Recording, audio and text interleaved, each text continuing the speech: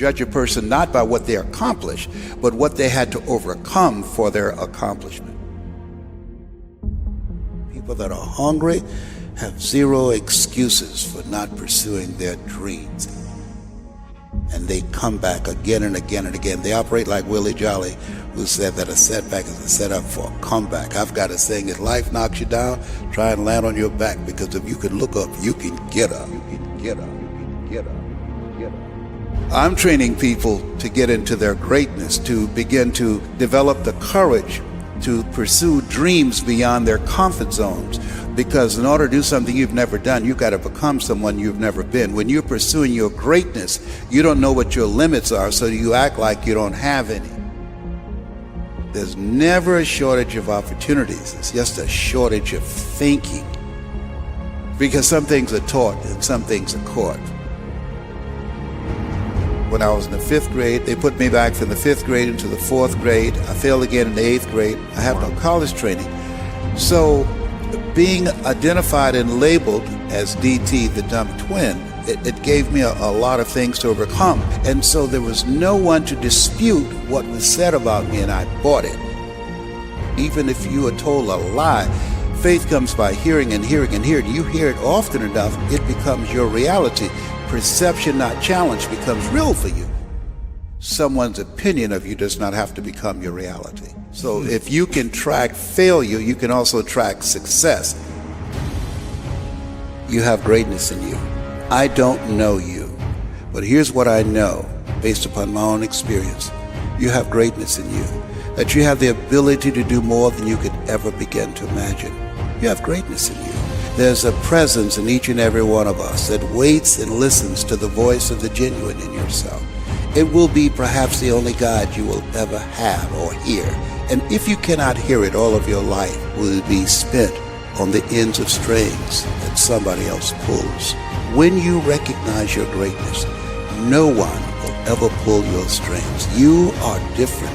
You were created on purpose with a purpose to manifest that purpose through you. You will never exercise authority and dominion over your life until you exercise authority and dominion over what you are not. Most people go through life living the lie that has been told about them. There's something in you that's greater than your circumstances. There's something in you that's greater than the adversities that you're facing.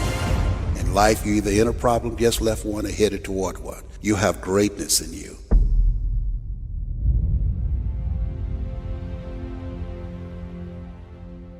When you're pursuing your greatness, you live from a place of the willingness to live life courageously, to be willing to take chances, to become a risk taker, to make impact, to go beyond believing to knowing, to lean not unto your own understanding, to feel within yourself there's some cause, there's something that's bigger than me, but I'm never alone in facing this.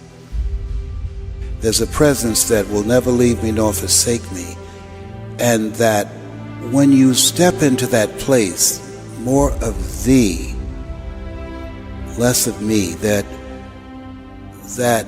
there's a place where we can go within ourselves.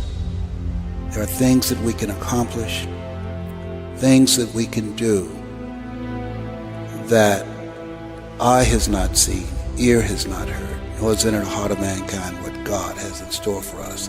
When we surrender life to me, when you're pursuing your greatness, you find something that you love, that you surrender to that something gives you life, and that you turn yourself over to that and allow yourself to be used by life. That, to me, is what greatness is. When I was diagnosed with prostate cancer and I was pondering about my life, am I going to beat this?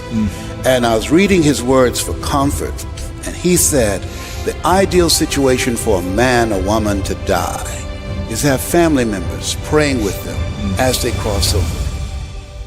But imagine being on your deathbed and standing around your bed, the ghost of the dreams, the ideas, the abilities given to you by life, but you, for whatever reason, you never pursued those dreams. You never acted on those ideas. You never used those gifts, and there they are looking at you with large angry eyes saying, we came to you, and only you could have given us life, and now we must die with you forever. And the question is, if you died today, what dreams, what ideas, what gifts will die with you? As I face inevitable death, what in the meaning and purpose of my life that will not be undone or destroyed when I'm gone? My goal now, we learn, we earn, we pass it on. We should be ashamed to die until we've made some major contribution to humankind. I think it's important that people find something that gives their life a sense of meaning and value that drives them, that becomes their magnificent obsession. Because we live in a world where we're told more about our limitations rather than our potential, we go to our graves never knowing who we really are. How do we develop a sense of belief? What I'm hearing you say is belief is one of the most important things we can have in ourselves. It is major. It's an ongoing process. I encourage people to read at a minimum of 30 to 40 pages of something positive every day to program your mind, and all of us can do that. We can go to the library and check out books. When I think about Og Mandino, who wrote The Greatest Salesman in the World, he was on the verge of committing suicide. Went to the library, read the book Think and Grow Rich, and his life turned around.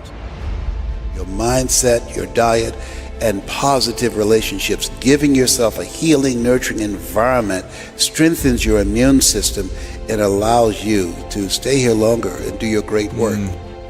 So you have to program yourself or your mind will be programmed.